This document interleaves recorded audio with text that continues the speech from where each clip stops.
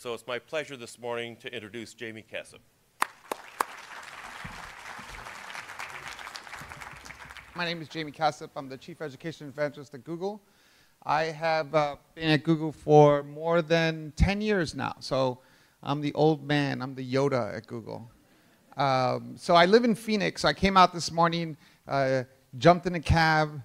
The cab driver took off, and I said the LA Convention Center. The cab driver rolled away, and he goes, where's the LA Convention Center?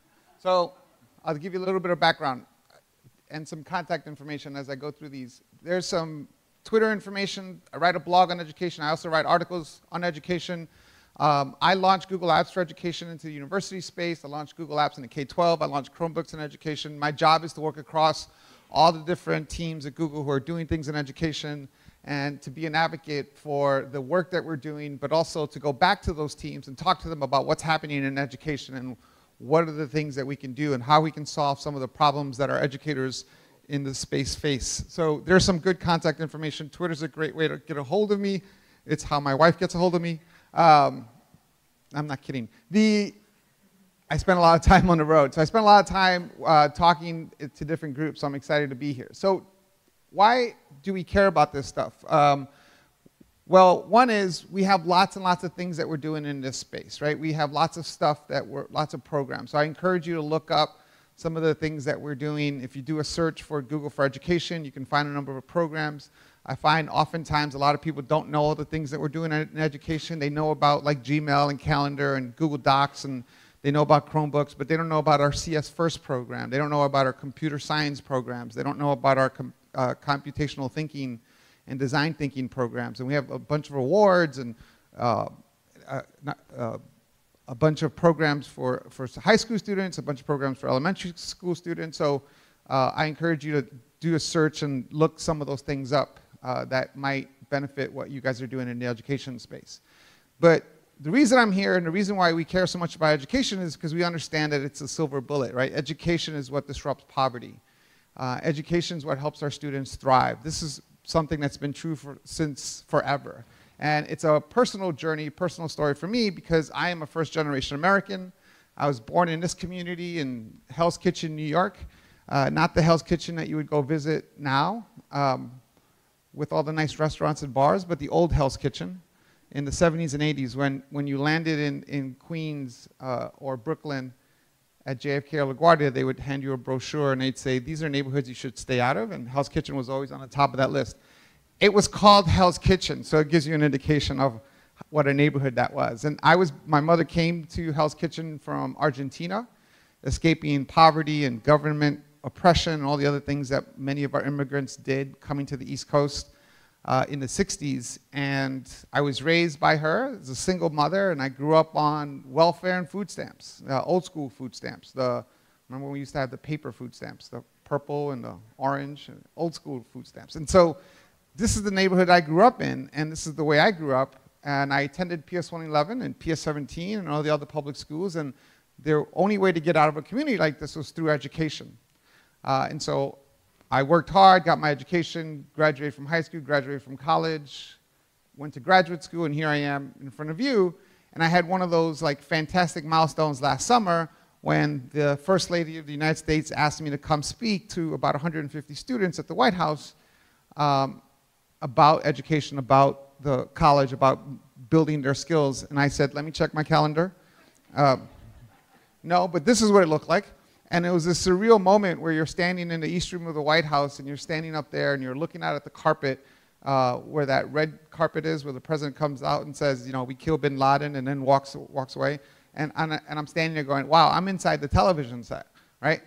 And it's this moment where you realize that you can take a street kid from Hell's Kitchen, New York, and have them speaking in the East Room of the White House, right? And that's the ethos of the American dream, that if you work hard, you get your education, you can accomplish anything, and that's the power that education brings, and that's what we do for our students. Now, it goes beyond the students that we face, and we have to recognize that sometimes we're going to have an impact on students that we will never meet in our entire life, right? That the impact that you have on students goes on for generations and generations, because now I have my kids, and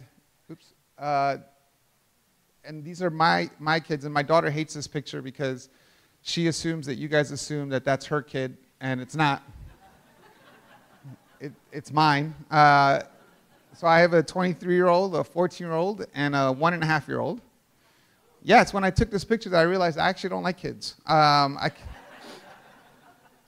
can only handle one at a time, right? And so I have one, and then the other one disappears, and I get another one, the other one disappears. So it's been great. Like, my 14-year-old is stuck in his room, God knows doing what, and I got my 1.5-year-old I can hang out with. So it works out well for me.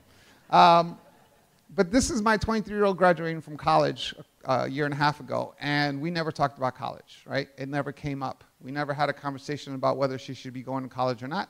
She just assumed she was going to college because I went to college, because her mother went to college, because people in her life went to college. She assumed she's going to graduate school because I went to graduate school, and her mother's a teacher, and she went to graduate school, and there's no way that she could ever live in a world where I have an advanced degree and she doesn't. Like, she's way too competitive to ever live in that world. Well, she also assumes I'm going to pay for it, but that's a good problem to have, right? So their perspective, their point of view, what they're doing, my 23-year-old is in Argentina working at a nonprofit. My 14-year-old is doing game designs. Their point of view, their perspective is fundamentally different than it was for me, and that was one generation. That's all it took. And I know they're going to be okay, and I know their kids are going to be okay, and so on, right? That's the real power that we have with education. And if that's true, then we have to take it seriously, right? And this is why I don't mess around in this space, because education is that critical. Now, I'm not on the rhetoric of the bandwagon that education is broken or that we need to fix education, because if you understand, if you study education and you know the history of education, what you start realizing is that we are doing amazing things in education, and we have for the last 150 years. For example, the graduation rate in 1910 was 8%, right? And we've got it up to 81% plus. The content that we teach kids in the schools is 1,000 times better than it was 150 years ago, no matter what any politician will tell you. The college system that we thrive on was invented here in the United States. We put that together. We started advanced education for students. And the United States is a superpower. This building, everything that's in this room was built on the foundation of what we created in education for the last 150 years, right? So it's not that education is broken in my head. What I think is what we need to do, and our calling is to do what our forefathers in education did 150 years ago and say, what's the right education model for the economy that we're facing? What's the right system for the economy that we're facing?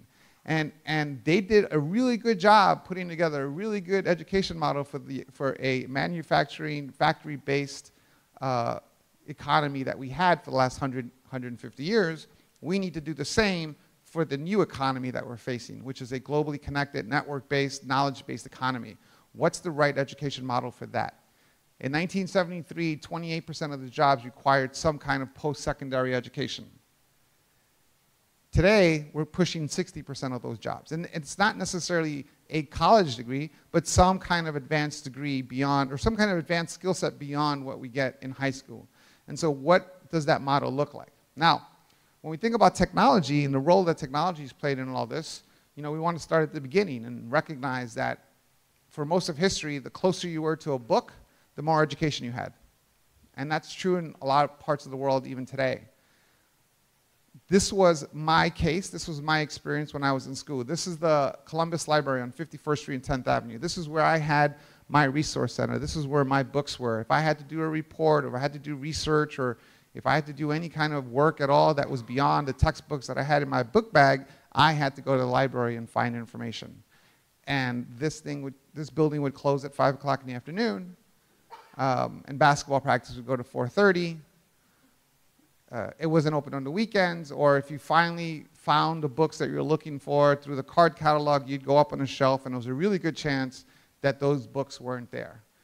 Because it wasn't my library. It was everyone's library. It was everyone at PS 111, PS 17, PS 45, PS 51, Holy Cross, Sacred Heart, and everyone who lived in the community. This was our library. And it wasn't the biggest resource center in the world, but this was my experience.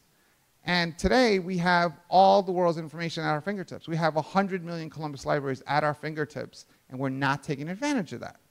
right? Quite frankly, our school systems look the same as if people had to go get information somewhere else or in books or those types of things, when in reality, all that information is at our fingertips. How do we take advantage of that? What does an education system look like that doesn't have a building that's separated from the school where the resources were, but instead those resources were at your fingertips?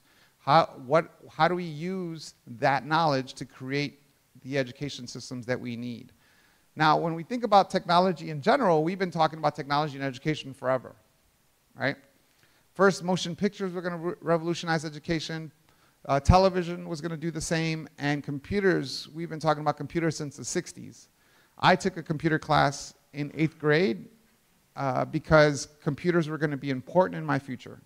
Even though I'd never seen a computer before, and it would be a decade before I saw another one, I took a programming class, and I learned how to program in BASIC. And I wrote about 5,000 lines of code, and I made a bird fly across the screen on a Commodore 64, right? And I didn't understand how that tied to my future, but that's what they made me do, and that's what I did. But we've been talking about computers forever. So why is it different this time? I'm going to propose 3 ideas. Number 1 is what we know about what good learning looks like, what we know about how we can make learning relevant and engaging. We have all this amazing research and evidence that we've collected over the last 100 years, but specifically over the last 25 years about what good learning can look like. How we know what good learning looks like. We know how to make it relevant and engaging. We know how to personalize it. We know how to make it personal. We know how to look at learning styles and all these other things that we've been able to discover over the last 25 years. We haven't been able to implement those things because of the scale model that we use in education.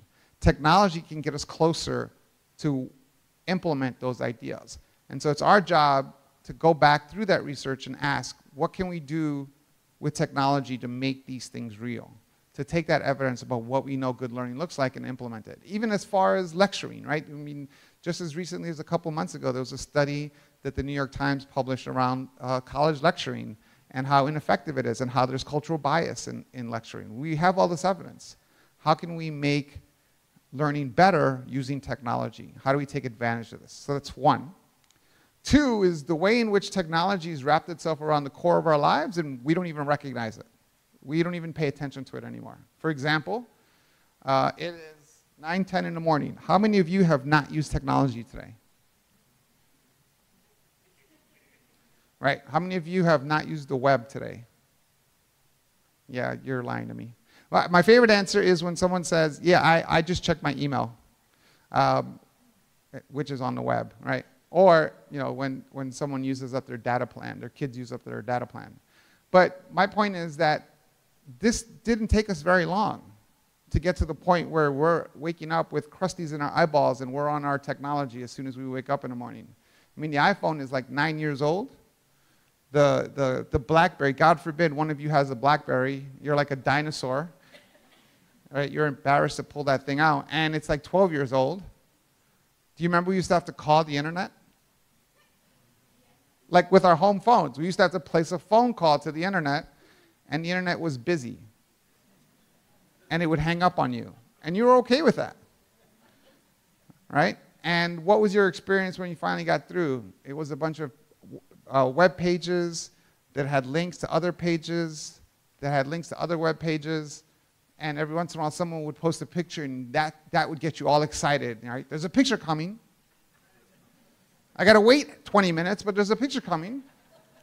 And today, what's our expectation, right? I shut off. I took a nap on the way here this morning because there was no Wi-Fi on the plane. I can't do anything without Wi-Fi, right? What's our expectation with technology? That's all around us at all given times.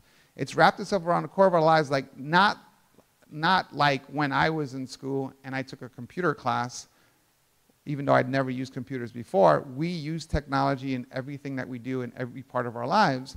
And if that's true for us, the generation where the internet was introduced to us, what does that mean for a generation of kids who don't know any better? A generation of students who don't know that the world existed before Wi-Fi, before smartphones, before tablets. I mean, think about Wi-Fi, for example. You know, tell a 10-year-old that you're going to go stay in a place that doesn't have Wi-Fi. And they're like, what? Like, are we going camping? What does that mean? Like, right? This is a generation that's growing up with technology as part of their lives. Now, it's important to point out that I'm not saying that this generation is different than we are. They're not. and I would be cautious of any research or articles or anything that tells you that this generation is somehow wired different than we are, that they are superhuman, that because they're born with a smartphone somewhere in the room, that they can multitask and they can do things that we can't do. They can't. They do 3 things at the same time poorly, just like we do 3 things at the same time poorly. But how they think about learning is different, and that's what we have to keep reminding ourselves of. How they think about learning is different than the way we did. We waited for people to teach us. We waited for some kind of official package of what learning looks like for us before we went to go learn anything. This generation is doing it in a different way. This is my 14-year-old when he was 13 showing me his lines of code because he taught himself how to code in Java. Because he plays games, he likes to design games, and he needed to develop some JavaScripts, and so he taught himself how to code in Java. I don't even want him coding in Java. I want him learning Python, but I'll take what I can get. And here he is showing me his lines of code, all on his own, all by himself. They think about learning in a different way. How do we take advantage of that? How do we take advantage of the fact that they don't know that learning is supposed to be this package of things that comes at you in a certain way, right? How do we take advantage of the fact that they don't know that the world existed in a completely different way? And here we are having arguments and debates about whether we should be using technology or not, and this generation of kids doesn't understand why we're having that argument to begin with. Now, when we talked about skills, and I heard some of the folks up here talking about the skills that kids need and skill gaps and all these types of things, what's interesting about that kind of conversation is that when we went and did a study with the economists to find out what are those skills that employers are looking for, or those skills in general that people need, because I want you to think about this for a second. Here we are talking about college and career ready, and when you look at Generation Z, and Generation Z is defined as folks who are between the ages of like 4 years old and 18, right? So my kid, right? By the way, I have one in every generation. I have a Generation Y, Generation Z, and the new generation that we haven't even named yet, right? So I have like my own social experiment for myself. But when you think about my 14-year-old, that generation, 41% of them are going to graduate college or graduate whatever and work on their own. They're going to do their own thing. And what's interesting, about 10% of Americans have their own businesses or start their own work. And maybe that 41% was true 30 years ago. The difference is today it's a lot easier to do, right? 4 kids, and I can see my 14-year-old already working with his 2 friends designing games, and who knows if he's ever going to go to college or if he's just going to start designing games and start doing it. They want to do it on their own. So here we are having discussions about college and career ready, and 41% of these kids don't know what you're talking about, right? They just want to work. So when we looked at those skills, and we talked to these folks about what are those skills, I didn't find anything in this set that was any different than when I was a kid, right? These have been the same since forever. This idea that it's problem solving, that it's critical thinking, that it's collaboration, communication. I remember when I was in school, these were the things that came up with the skills that we need, right? But this is particularly true today because we don't know what those jobs are of the future. I listen to both the Republican and Democratic debates, and I live tweet those, so don't pay any attention to the things that I say because most of the time I'm just entertaining myself. But one of the things that I said was, John Kasich, I tweeted out last night, John Kasich must have a crystal ball because he kept talking about how we need to, we have to train kids for the jobs of the future. And I'm like, what are those jobs of the future, right? We don't know what those jobs of the future are. I'm working in a job that didn't exist when I graduated college, let alone high school. 60% of kids in kindergarten today will have jobs that don't exist today at all, right? And even if we know what those jobs are, we don't live in that world where we had 10 jobs, right? Remember, you could be a doctor or a lawyer or an architect. That world doesn't exist anymore. And so when we think about these things, I want to break these down a little bit because I think what we need to do more than anything is start asking new types of questions for the new economy. We're asking old questions for the old economy, and we got to start talking about the new economy. For example, one of the questions that drives me insane, and we ask, especially in the CTE world, and especially when people are talking to my 14-year-old, they'll ask my kid, what do you want to be when you grow up? Right? That question comes up all the time. People bend over and say, so what do you want to be when you grow up? Again, how does he know? and it doesn't make any sense to him given what the world looks like for him. And as a matter of fact, when you talk to adults and ask them that question, oftentimes they'll say, I still don't know what I want to be when I grow up, right? We all say that sometimes. So I don't want to ask our kids, what do you want to be when you grow up? I want to ask our kids what problem you want to solve. What problem spins in your head? Because then you can ask them the follow-up question, which is, what are the knowledge, skills, and abilities that you need to solve that problem? What do you need to learn to solve that problem? Who's already solving this problem? How can you collaborate with them? What research is out there that you can start reading? What classes can you take online, offline? What blogs are out there? What websites are out there? What videos, what documentaries, and so on and so on. You open up the world to them when you think about what problem you want to solve. And it doesn't have to be some world-saving problem like global, solving the food crisis. It could be making cars go faster. It could be my son wants to solve the problem of making better games, right? Or it could be making vacuum cleaners quieter, which is a thing that you think we would have figured out by now how to do. Every cat and dog in the world would thank you. It's the process of problem solving that they're going through, right? It's the idea that they are learning how to solve problems. This is a picture of our Google Science Fair winners, and the girl there in the middle, she had a very interesting problem that she wanted to solve. She had a friend who lived in the Philippines who didn't have electricity. And by the way, when we think about this generation, Generation Z, 25% of them would have to fly in an airplane to visit their best friends, right? We were stuck with the 5 kids who lived on our block, right? This generation finds friends all over the world. She had a friend who lived in the Philippines, didn't have electricity, couldn't read, couldn't do homework at night, and so she went and invented a flashlight that's powered by the heat of the human hand, right? She's 15 years old. The guy next to her with the 2 trophies, he just invented he invented a way to create plastics out of banana peels, but he's a slacker because he's 16, so he's been wasting his time. The capacity and capability that our kids have is tremendous if we give them the opportunity to think about things from a different perspective, right? And sometimes what we forget is that motivation comes from the idea that you have purpose. Motivation comes from the idea that you have autonomy. Motivation comes from the idea that you have an ability to master skills in that space, right? So how do we get closer to that? Asking kids what problem you want to solve. The second thing is this idea of, we often talk about teaching kids how to fail.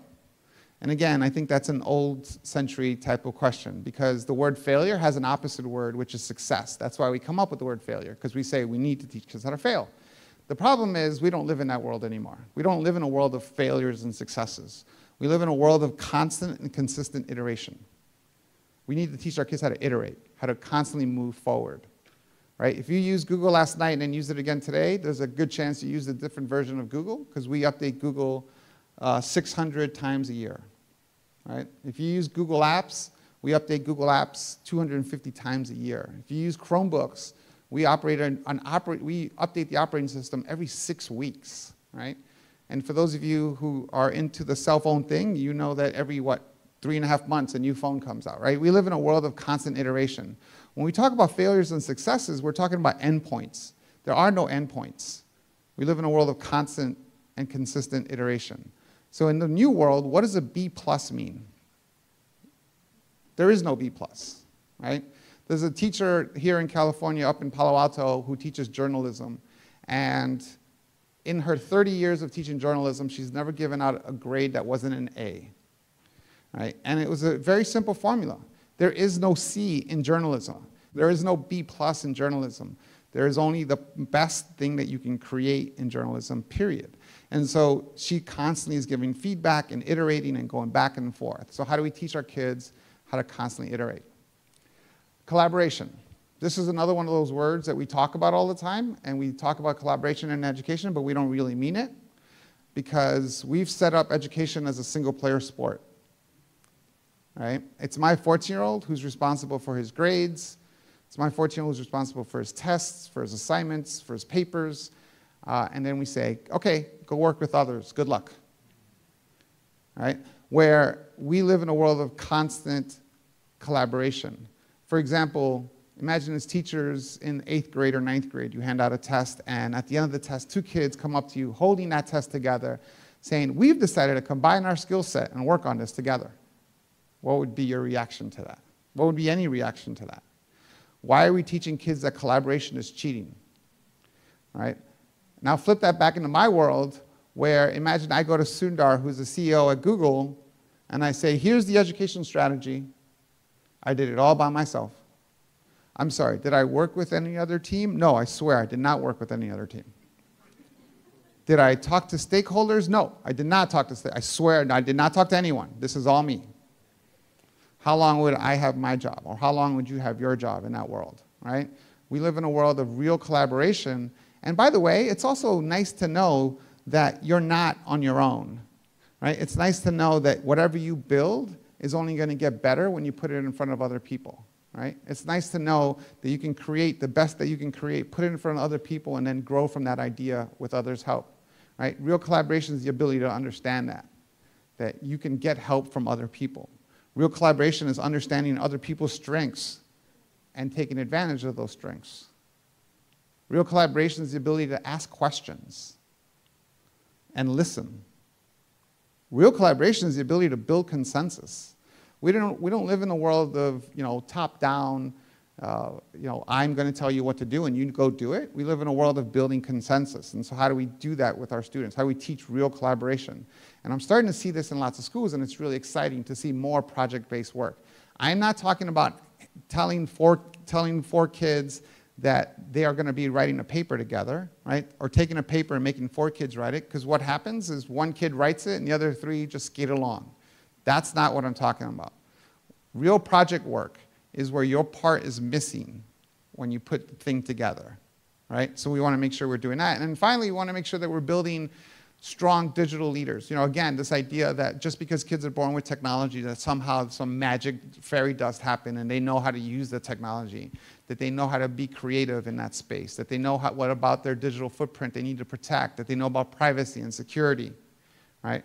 That we think that just because they're born with technology around them, that they actually know how to take advantage of these tools. And reality is we need to teach them that. We need to teach them how to make sense of the information that's coming at them. We need to make sense of the information between what's credible and what's not. A lot of the uncredible information looks a lot like the credible information, right? So how do we make sure that we're helping them guide through that world? Because information is coming at them at unbelievable speeds. If you have a 10 or 12-year-old who watches YouTube videos like my kid does, here's a sad statistic for them: they will never be able to watch every video on YouTube, no matter how hard they try. And my kid tries very hard. Because we as individuals, as humans, upload about 100, and this is the last one, I think it's higher than this, but we upload 100 hours of video every minute on YouTube, right? The information is coming at us at speeds that we can't comprehend. How do we teach kids to make sense of that information? To teach them not to be digital citizens, but to be digital leaders, right? And that's our job, because if they're not going to learn how to do this in education, where are they going to learn how to do this? So we want to make sure we're focused on that. So I think what we need to do more than anything is start asking different types of questions. We need a culture shift. We need to think about things in a different way. For example, when we think about what we do in our classrooms, we're still having debates about whether kids should memorize things or not memorize things. And I totally believe that kids should memorize things, right? I totally believe that people should know certain facts and figures, and that totally makes sense. But not for everything. And we have to start asking ourselves, what are those things and what are those differences?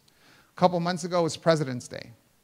And I saw one of those statistics that came out that said that 7% of Americans can name you the first 4 presidents of the United States. And it was supposed to be a negative article. And I thought about that, and I said, okay, is that a bad thing or a good thing that only 7% of Americans can name me the first 4 presidents? And how would they have learned who the first 4 presidents are? And I can only think that the only way they would have learned is if someone made them memorize the first 10 presidents or the first 5 presidents or whatever it was. Like, how would they know who the first 4 presidents are?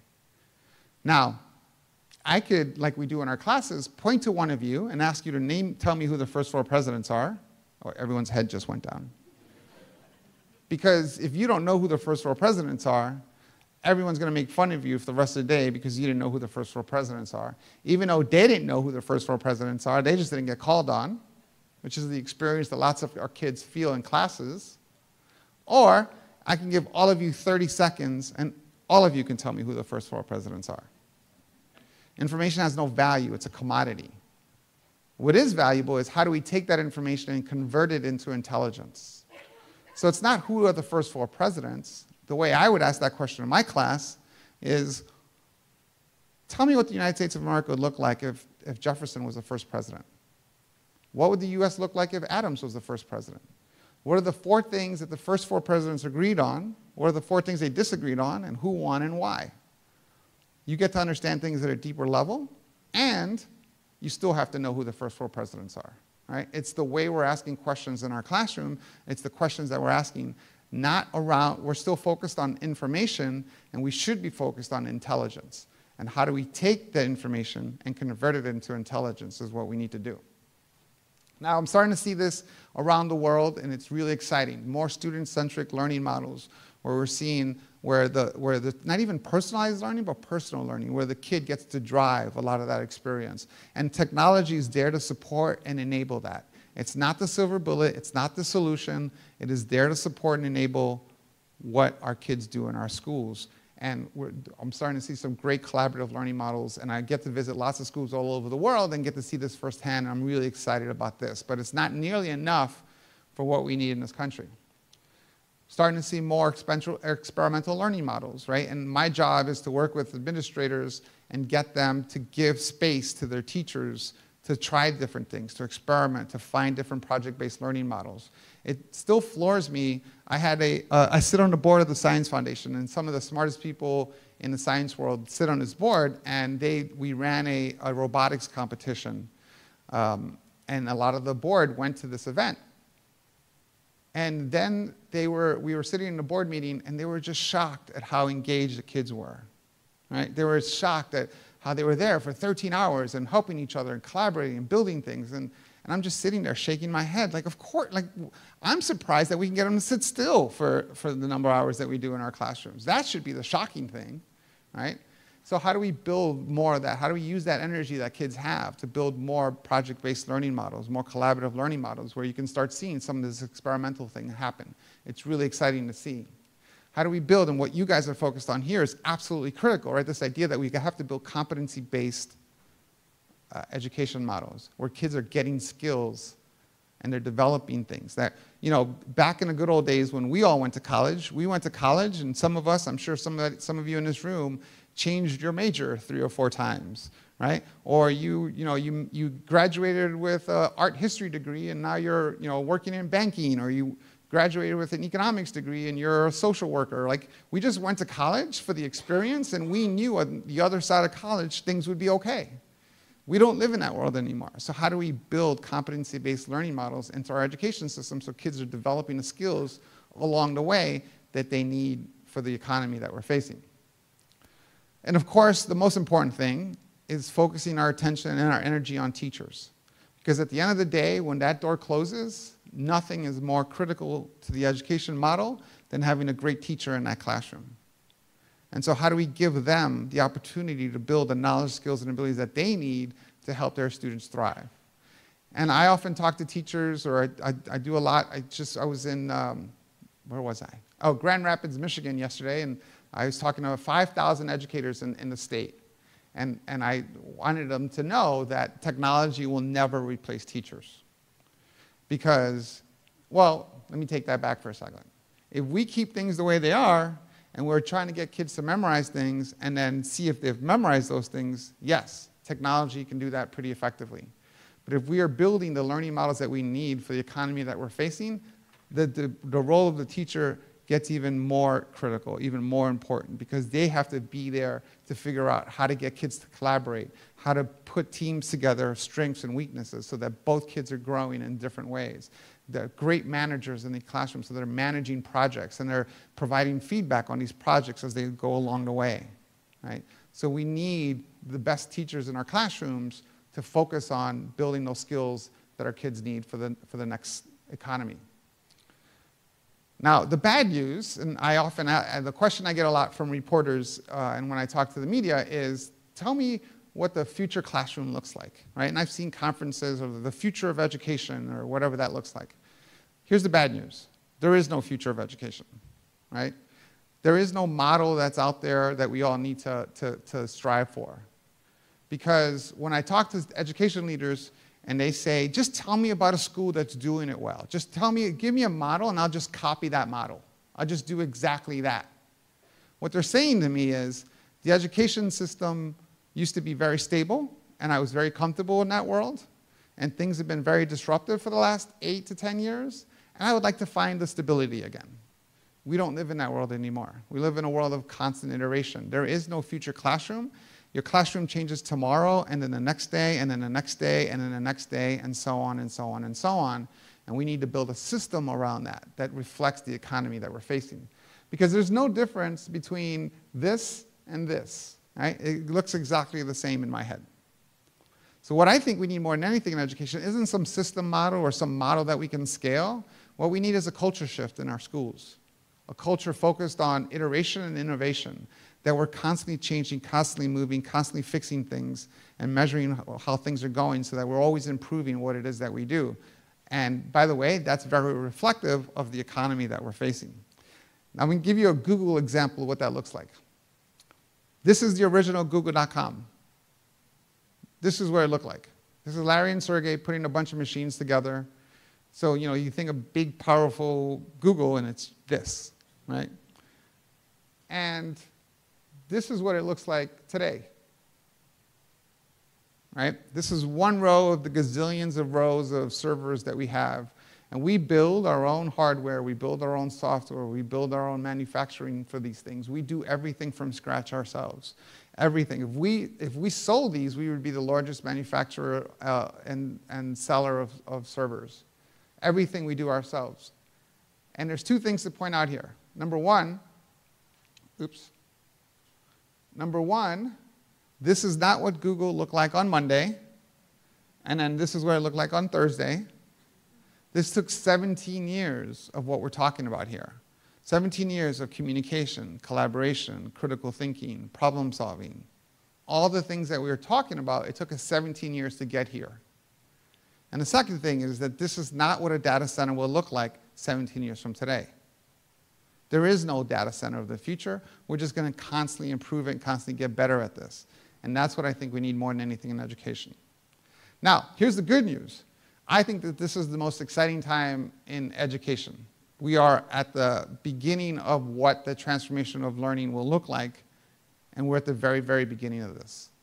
And I'm starting to see great learning models all over the world. I'm personally invested and involved in one in Phoenix. I'm in there somewhere. I'm part of a team, and we're building a new school in Phoenix called the Phoenix Coding Academy. And this school is an inquiry-based school, and it's a public school. It's not a charter school. It's a public school inside the Phoenix Union School District. It's a new high school, and the construction's done. This is from last year. The building we were opening in the fall, and it is a computer science school, but in a different way. Computer science is not a track. Computer science is not a major or something that they're going to do. Computer science is the core language that kids are going to learn, right? Computer science and programming is what they're going to take in every class. And that's what they're going to use to do their projects. And so kids are going to take history and computer science, and English and computer science, and math and computer science, and biology and computer science. It's going to be core of what they do in their curriculum. And we hired a principal, and we got a group of teachers together and gave them a blank sheet of paper and said, you're going to teach biology and computer science. Here's your blank sheet of paper. Good luck. And the reaction's been great. And it's not what a typical magnet school is it's a grade-based school. It's usually an application-based school where kids have an application. Good grades, those types of things. We're looking for the kids with straight D's if that's what it takes. We're not basing the school on grade competency. We're basing the school on passion. If you're passionate about computer science, if you want to program, if you want to get into the weeds of computer science, come to our school. We'll get you there. If your skills aren't up to par in some spaces, we'll fix that. That's the easy part. But that passion is what drives the problems that they want to solve. And that's what we're building in Phoenix, in one of the schools down there. And the team has been great, and it's been challenging to talk to the superintendent about saying things like, when asked, so what are you building in that school? And him being able to say, I have no idea, right? Because we're doing things in a different way. And we're trying to prove that you can be innovative and iterative inside the public school systems in the United States. And we're having great success so far, and we're opening up in the fall, and we'll let you know how things go. But 100 kids, we're starting with 9th grade and then adding a grade every year. And then so in a couple of years, we're going to graduate our first class of 100 Latinos, basically, because Phoenix Union is like 100% a Latino district in Phoenix. We're going to graduate 100 Latinos, and primarily in poverty, coming from poverty neighborhoods, that are going to have 4 years of computer science and programming experience when they graduate high school. And so what we're trying to do there is create the generation of Kobe Bryant computer scientists, right? Where they can skip college and go do what they want to do, right? Well, I'd like them to go to college, but I also think that if they do, they're going to go on full rides, right? So that's exciting as well. So I want to leave you with this kind of closing thought as you think about the future of learning and what it looks like. I want you to think about the fact that we are at the very, very beginning of this. Right? In 1995, 1% of the world was online. It took 10 years to get to the first billion people. It took 5 years to get to the second, and 4 years to get to the third billion. And yet, only 40% of the world is online.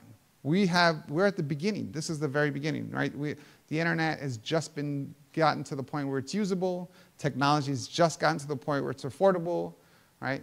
Technology's gotten to the point where it's usable with what we're doing with learning models. So we're at the very, very beginning of this. So I want you to think about this as I close this out, and you guys think about this for the rest of the day. I want you to think about a 5-year-old, which I don't know how much time you spend thinking about 5-year-olds, but I want you to think about a 5-year-old. And then I want you to think about whatever technology it is that you have. When I asked you what kind of who hasn't used technology today, I want you to think about your smartphone or your laptop, your iPad or your iPad Pro, the ones that are like this. I can't wait to be at the Grand Canyon this summer and see people like this. I'm going to kick them right off the edge. I want you to think about that technology. I want you to think about that 5-year-old, and I want you to realize that this, and for me it's this Nexus 6P, which I guarantee no one else in the room has, because this thing's like hot off the presses. It's our Nexus phone. I want you to think about that 5-year-old in this. You have one? Oh, cool. Another one. Oh, look at that. So I want you to think about this technology, this newest cutting-edge technology, and I want you to realize that this is the worst technology that 5-year-old will ever see in their life. This is their Commodore 64. In 20 years, they're going to be shopping in a thrift store for hipster clothes. I don't know, that's what they do. And they're going to find this in the 50-cent box. And they're like, oh, I want to buy this, because they're going to want to put it on their shelf like a museum piece. The way I know some of you have some old technology sitting on your shelf like a museum piece. Right? For me, it's a StarTech 3000, those old flip phones. I got one for my birthday 8 years ago, and it sits on my shelf like a prize, like my museum piece. And this thing I remember when people used to carry around a StarTech 3000.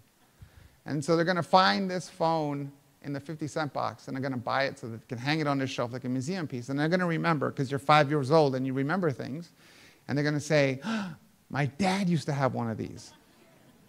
And then she's going to say, you guys, he used to have to plug this into the wall, like with a cord, like every day. Those are the 5-year-olds who are coming into our schools in the fall, right? Those are the ones who are coming into a completely different world and different set of expectations. So we have to ask ourselves, if we want to take education seriously, like I'd like to take it seriously, do we have the right systems in place for them? Do we have the right processes in place for them? Have we thought about what our education systems and models need to look like for the economy that those 5-year-olds are going to be facing? Do we have the right curriculums? Do we have the right learning models? Do we have the right philosophies that we need to help them develop the knowledge, the skills, and abilities that they need to thrive in a new economy? That's our calling, that's our job, that's what we need to figure out, and I couldn't be more excited to help do that.